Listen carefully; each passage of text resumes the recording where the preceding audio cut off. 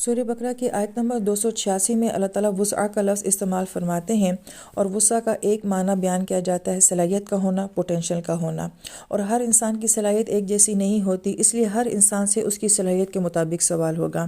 کہ اگر ایک انسان جو ہے وہ 100% کسی کام پہ کرنے کی صلاحیت رکھتا ہے، تو اگر وہ 90% کام کر لیتا ہے تو وہ یہ نہیں کہہ سکتا کہ میں نے 90% تو کام کیا ہے، کیونکہ آپ کی صلاحیت 100% کی تھی، لہٰذا آپ سے 100% کا ہی سوال کیا جائے گا۔ اور اگر ایک انسان کی صلاحیت 50% کام کرنے کی ہے تو اللہ تعالیٰ اس سے یہ سوال نہیں کریں گے کہ تم نے 60% کا کام کیوں نہیں کیا۔ لہٰذا ہر انسان یہ جانتا ہے کہ اس کے پاس کس لیول کی صلاحیت اور وسعت ہے، لہٰذا اسی کے مطابق عمل کا اس سے سوال کیا جائے گا۔ لہٰذا یہاں سے ہمیں ہمارے استاد ایک بڑی پیاری بات سمجھاتے تھے کہ اس کا مطلب ہے کہ ہر انسان پر اس کی صلاحیت کا ایک بوجھ ہوتا ہے، اس لیے کہ وہ یہ جانتا ہے کہ میرے پاس کس طرح کی صلاحیت ہے، تو وہ اس بوجھ کو محسوس کرے گا کہ میں نے اپنی صلاحیت کے مطابق دینا ہے۔ ہو سکتا ہے کہ سامنے والا دنیا والے آپ سے مطمئن ہوں کہ آپ کتنے زبردست ہیں، آپ نے کتنا اعلیٰ کام کیا ہے، تو ہم دنیا والوں کو تو دھوکہ دے سکتے ہیں، لیکن انسان جانتا ہوتا ہے، اللہ تعالیٰ کی ذات جانتی ہوتی ہے کہ یہ اس سے بھی بیسٹ کر سکتا تھا، یہ اس سے بھی اچھا کر سکتا تھا، اور اس نے کیوں نہیں کیا۔ لہٰذا انسان پر اس کی وسع کا بھی ایک بوجھ ہوتا ہے۔ پھر وسع کا جو دوسرا معنی بیان کیا جاتا ہے، دراصل میں وہ معنی بھی وسعی کا ہی ہے، لیکن ہماری زبان میں جیسے کہیں کہ کسی چیز میں لچک کا ہونا، کسی چیز میں گنجائش کا ہونا، فلیکسیبلٹی کا ہونا، یہ معنی بھی وسع کے اندر پایا جاتا ہے۔ یعنی انسان کے اندر اس بات کی وسعت ہوتی ہے کہ وہ اپنی صلاحیتوں کو بڑھا سکتا ہے، انہیں گروم کر سکتا ہے، انہیں پہلے سے بہت بہترین اور اعلیٰ بنا سکتا ہے۔ اس کی مثال کہ آپ دنیا میں جتنے بھی ورلڈ ریکارڈ بنے ہیں، جب ہم ان لوگوں کے حیرت انگیز کاموں کو دیکھتے ہیں تو اس سے اندازہ ہوتا ہے کہ یہ پہلے ایسے نہیں تھے، لیکن انہوں نے محنت کی ہے اور ایکسرسائز کی ہے، یا جو بھی انہوں نے اس عمل کو کرنے کے پیچھے ان کی جو کوشش ہے، اس سے انہوں نے اپنی وسعت صلاحیت کو بہت زیادہ بڑھا دیا ہے۔ ہم دیکھتے ہیں کہ لوگ ایکسرسائز کرتے ہیں، اپنے جسم کے مسل کیسے بنا لیتے ہیں، تو پہلے وہ کتنے کمزور سے ہوتے ہیں اور بعد میں وہ کتنے مضبوط نظر آتے ہیں۔ اسی طریقے سے کوئی سرد پہاڑوں پہ بغیر قمیض کے بیٹھا ہوا ہے، کوئی ٹھنڈے پانی کے اندر بیٹھا ہوا ہے، کوئی کتنی دیر تک پانی کے اندر اپنا سانس روک کے بیٹھ جاتا ہے، کوئی مونچھوں سے جو ہے وہ ٹرک کو کھینچ رہا ہے، اور اس طرح کی بے شمار اور حیرت انگیز واقعات جو ہمیں دنیا میں ملتے ہیں، تو آخر یہ سب کچھ انسان ہی تو کر رہا ہے۔ تو اس کا مطلب ہے کہ انسان کے اندر اللہ پاک نے اتنی وسعت رکھی ہے، انسان کے اندر ایک حیرت انگیز جہان آباد ہے جس سے وہ بہت کچھ کر سکتا ہے۔ وسع کے معاملے میں دو چیزیں اور بہت اہمیت رکھتی ہیں، ایک وراثت اور دوسرا ماحول۔ یہ بھی دیکھا جائے گا وسع کے معاملے میں کہ کسی انسان کو وراثت سے کیا ملا ہے، کیونکہ بعض خاصیتیں اور خوبیاں ایسی ہوتی ہیں جو کہ آپ کو اپنے خاندان سے ملتی ہیں، ماں باپ سے ملتی ہیں، اور پھر اس کے بعد کہ اس انسان کو ماحول کیسا دیا جا رہا ہے۔ بعض لوگوں کی زندگیوں میں بہت آسانیاں ہوتی ہیں، ماں باپ بہت اچھے ہوتے ہیں، خاندان کی زبردست سپورٹ ہوتی ہے، پڑھنے کے بہت سارے مواقع ملے ہوئے ہوتے ہیں، زندگی میں بہت آسانیاں ہوتی ہیں، یہ بھی دیکھا جائے گا۔ اور اگر کسی انسان کو وراثت سے بھی کچھ نہیں ملتا ہے اور آگے اس کو ماحول بھی اگر کچھ نہیں ملتا ہے، تو گویا کہ پھر جب اللہ تعالیٰ کسی بندے سے اس کی وسع کا سوال کریں گے تو ان دو چیزوں کو بھی دیکھ کے کیا جائے گا۔ یہ اکثر ہم لوگوں کے ذہن میں سوال آتا تھا کہ اگر میرا ذہن اچھا نہیں ہے تو اس میں میرا کیا قصور ہے، اگر مجھے کوئی چیز یاد نہیں ہوتی ہے تو اس میں میرا کیا قصور ہے، یا پھر ایک انسان یہ کہتا ہے کہ ہمیں زندگی میں موقع ہی نہ ملا، ہم اس طرح کے حالات میں تھے کہ ہم وہ بہت کچھ نہ کر سکے جو ہمیں کرنا چاہیے تھا۔ تو گویا کہ اگر ہمیں اس بات کا احساس ہے تو اللہ تعالیٰ کو بھی اس بات کا ہم سے کہیں زیادہ بہتر احساس ہے، تو اللہ تعالیٰ ہم سے اس چیز کا سوال ہی نہیں کریں گے جو چیز اللہ تعالیٰ نے ہمیں دی ہی نہیں۔ لیکن اس کے باوجود بھی وسع کے اندر جو خوبصورتی ہوتی ہے وہ یہ کہ کچھ چیزیں اللہ پاک نے انسان کی فطرت کے اندر ڈالی ہوئی ہوتی ہیں، چاہے اس کو وراثت سے نہ بھی ملے اور ماحول سے نہ بھی ملے، تو فطرت میں بہت ساری چیزیں ایسی ہیں جو اللہ پاک نے فیڈ کی ہوئی ہیں۔ ہاں، اس کے اوپر مزید جو ہے وہ وراثت بہت اہم کردار ادا کرتی ہے اور ماحول بہت اہم کردار ادا کرتا ہے۔ لہٰذا اللہ تعالیٰ نے ہمیں یہ سب کچھ دیا ہے، اللہ تعالیٰ بہتر جانتے ہیں کہ میں نے کس انسان کو کیا دیا ہے، لہٰذا ہر انسان سے یہ سب چیزیں دیکھ کے پھر اس سے اس کے مطابق سوال کیا جائے گا۔ پھر یہاں پہ ایک اور اہم معاملہ یہ بھی بیان کیا جاتا ہے کہ ہمارے دین میں کچھ چیزیں ایسی ہیں کہ جو کہ احکام سے متعلق ہیں، فرائض سے متعلق ہیں، اور کچھ چیزیں ایسی ہیں کہ جو کہ نفل سے متعلق ہیں، مستحبات سے متعلق ہیں۔ کوئی انسان یہ بات نہیں کہہ سکتا کہ مجھ میں فرض کو ادا کرنے کی صلاحیت نہیں ہے، میرے اندر اس چیز کی وسعت ہی نہیں ہے۔ یہی وجہ ہے، بہت خوبصورت ہماری دین کی بات کہ اللہ تعالیٰ نے فرائض میں بہت تخفیف رکھی ہے، فرض بہت ہلکے ہوتے ہیں، اس لیے کہا کہ اس کو ہر انسان کر سکتا ہے۔ کوئی انسان یہ نہیں کہہ سکتا کہ میری کیپیبلٹی میں یہ بات نہیں تھی۔ تو فرائض کا پورا کرنا یہ ہر انسان کے اندر اس بات کی صلاحیت ہے۔ رہ گیا معاملہ نفل کا کرنا، تو نفل کے اندر جو ہے وہ اللہ پاک نے ہر انسان کی وسعت کو مختلف رکھا ہوا ہے۔ کوئی انسان عبادات میں کتنا آگے چلا جاتا ہے یہ نفلی معاملہ ہے، لیکن فرض آپ کو 2 رکعت ہی فجر کی پڑھنی ہے، 4 رکعت ہی آپ نے ظہر کی پڑھنی، چاہے آپ کے اندر کتنی ہی صلاحیت کیوں نہ ہو، آپ کتنے ہی قابل کیوں نہ ہو، آپ کتنی ہی زیادہ عبادات کیوں نہ کر سکتے ہوں، لیکن فرض آپ نے اتنی رکعت ہی پڑھنی ہے۔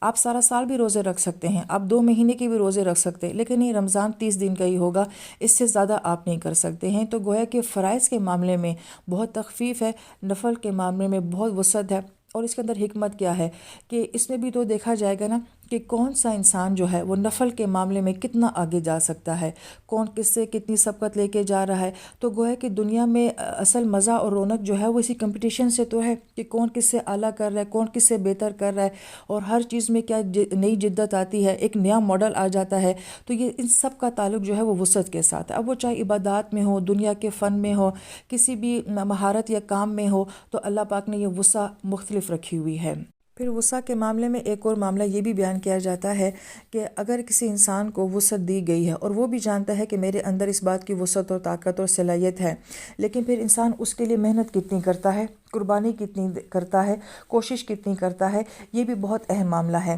اگر آپ کے پاس بہت زیادہ صلاحیت ہے، بہت زیادہ قابلیت ہے، مگر اگر آپ کوشش نہیں کرتے، اس کو استعمال نہیں کرتے، تو یوں سمجھیں کہ آپ کے پاس ایک قیمتی چیز ہے، ایک آلہ ہے، مگر آپ اس کو استعمال ہی نہیں کر رہے اور وہ وہیں پہ پڑے پڑے جو ہے زنگ آلود ہو گیا ہے، خراب ہو گیا ہے۔ تو کوئی چیز کتنی ہی قیمتی کیوں نہ ہو، اعلیٰ کیوں نہ ہو، اگر وہ استعمال نہیں ہو رہی، اگر وہ فائدہ نہیں دے رہی ہے، تو اس کے قیمتی ہونے کا اور خاص ہونے کا کیا فائدہ۔ لہٰذا وسعت کے ساتھ اس بات کا بھی سوال کیا جائے گا، جب اللہ پاک نے تمہیں صلاحیت دی تھی تو پھر تم نے اس کے لیے کتنی کوشش کی، کتنی قربانی کی، کتنی محنت کی۔